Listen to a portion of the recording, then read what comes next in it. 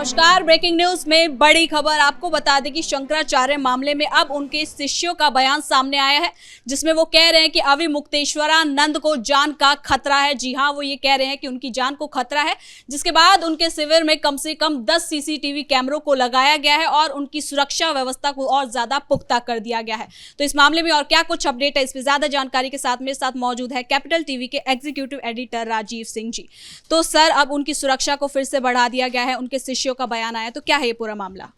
जिस राज्य में मुख्यमंत्री ने पूरे प्रदेश को माफिया विहीन कर दिया हो, उस राज्य में खुद को शंकराचार्य कहने वाला कोई संत या फिर कह सकते हैं कथित संत अगर ये कह रहा हो कि उसकी जान को खतरा है, तो अब उससे बड़ा हास्यास्पद चीज़ क्या हो सकती है?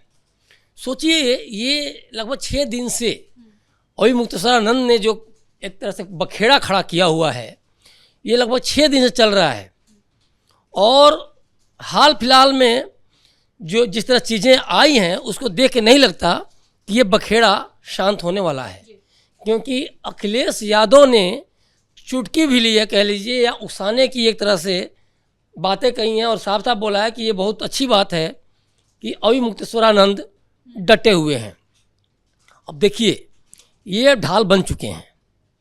जिस तरह से कांग्रेस ने कांची के शंकराचार्य को पिटवाया था, जिस तरह से मुलायम सिंह यादव के समय में इनको सौंटा गया था, तो अब ये कहीं ना कहीं इनके ऊपर बड़ी कार्रवाई होना मांगता है, चाहे संत समाज कुछ दिन के लिए 2 धड़े में बट्टी क्यों ना जाए।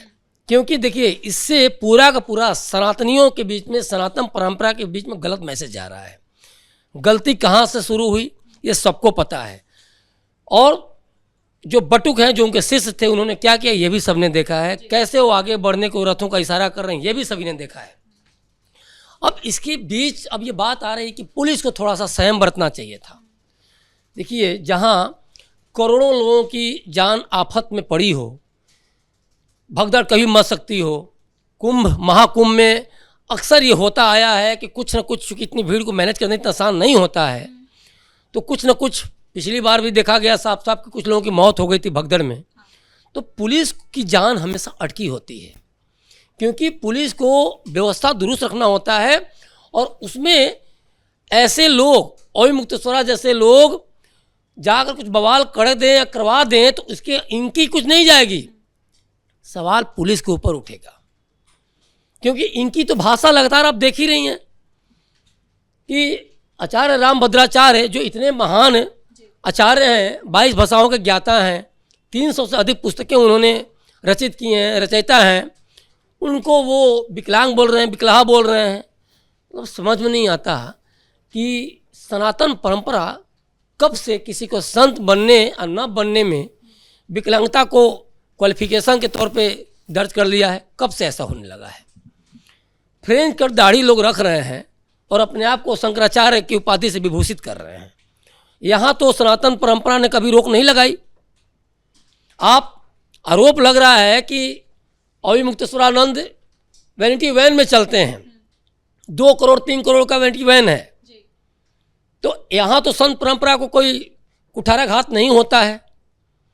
आप देखिए, मौनी अमावस्या की ये बात है, साफ साफ कुछ संत कह रहे हैं, ये सोशल मीडिया पे हर जगह वीडियो भी वायरल हो रहे हैं, टीवी पर भी साफ साफ ये कहीं ना कहीं समाज चल रहा है कि मौनी अमावस्या का मतलब उस दिन संत का मौन धारण करना। किसी भी कीमत पर आप स्नान न करें चल जाए, आप ध्यान न करें चल जाएगा, लेकिन किसी भी कीमत पर, किसी भी परिस्थिति में आप मौन नहीं तोड़ सकते। लेकिन उस दिन क्या किया गया, ये अविमुक्तेश्वरानंद ज़्यादा बेहतर बता सकते हैं, पहली बात। दूसरी बात, देखिए, अब पूरा का पूरा मामला राजनीतिक रंग लेता जा रहा है, क्योंकि ये जो लगता है कहीं ना कहीं जिस तरह चीज़ें हुई प्री प्लान्ड वे में, कहीं ना कहीं इसको राजनीतिक शकल देने की कोशिश होती रही थी और इसको दे ही दिया गया। केशव प्रसाद मौर्य को लेके ये बोल रहे हैं कि समझदार हैं, उन्हें सीएम होना चाहिए, सीएम होना चाहिए, यही डिसाइड करेंगे। ये पूरी उत्तर प्रदेश की जनता है ना अविमुक्तेश्वरानंद। अभी जो कुंभ की जनता है, कुंभ में जो सनातनी नहा रहे हैं माघ मेला में खासतौर पे, तो या देखिए शुरू से ये चीज़ देखा जाए, कभी भी आपने नहीं देखा होगा कि रथें जा रही हैं और संगम नोच तो पहुंच रही हैं, ऐसा कभी नहीं हुआ है। आपको 50 मीटर 60 मीटर पहले रोक दिया जाता है और आप इतना तो चल सकते हैं। आपके मर्यादा पुरुषोत्तम राम जब 14 वर्ष वनवास धारण करके जब वो पैदल चल सकते हैं, छाले पड़ गए हैं, कांटे चुभते रहे, बट ऐसा तो है नहीं कि इनकी तरह वो लौट के वनवास से चले आए। नहीं नहीं, माता कौशल्या मैं तो चला आया, मेरे पैर में कांटे चुभ गए थे। ये तो वैनिटी वैन से भी चल रहे हैं जैसा लोग कह रहे हैं। तो वही हुआ ना कि मंदिर गए दर्शन करने, ज़्यादा भीड़ थी तो जाके घर पे 2 नींद सो लिए और फिर जाके लाइन में लग गए। ऐसे तो नहीं होता है। मतलब सोचिए, स्नान करने का इतना ज़्यादा वो है कि अभी भी डटे पड़े हैं वहीं। उनके शिष्य कह रहे हैं कि रात को उन्होंने कोई ऐसी कुछ हलचल देखी है जिसके बाद वो ये कह रहे हैं कि उनकी सुरक्षा को खतरा है। हाँ, उन लोगों को तो भगवान ऊपर से सपने देते हैं ना। ये वही शिष्य हैं जिनके वीडियो वायरल हो रहे हैं साला बोलते हुए। सोचिए, ये वही शिष्य हैं जब भी अभी दूध दांत टूटे नहीं हैं, लेकिन दौड़ के चुटिया लहराते हुए जाके वो भी उत्तर प्रदेश की पुलिस, अब मैं क्यों नाम ले रहा हूँ, उत्तर प्रदेश पुलिस अपने डिसीजंस को कितनी सख्त रहती है। पुलिस, उस पुलिस का कॉलर पकड़ लेना और धकियाते हुए पीछे वो करना। पुलिस ने तो बहुत सहम का परिचय लिया। कानून को हाथ में लेने वाले हम और आप वहाँ होते तो क्या हाल होता। ये तो अपने आप को संत कहते हैं और कहीं ना कहीं सनातन परंपरा के हितैषी हैं योगी आदित्यनाथ, इसलिए बचे हुए हैं। अन्यथा इनकी अरेस्टिंग तो हो जानी चाहिए थी। आज अगर इतना जो बवाल हो रहा है, जितना नोटिस पे नोटिस जो चल रहा है ना, वो इसीलिए कि कहीं ना कहीं सनातन परंपरा का ये सम्मान कर रहे हैं। और इसीलिए कालनेमी की जो बात आ रही है, कोई भी संत हो अगर संत के वेश में असुरों की तरह कृत्य कर रहा हो, राक्षसों की तरह कृत्य कर रहा हो, तो कालनेमी ही है, इसमें कोई दो राय नहीं। लेकिन आप भाषण में क्या बोल रहे हैं, मैं अब अविमुक्तेश्वरानंद की बात कर रहा हूँ।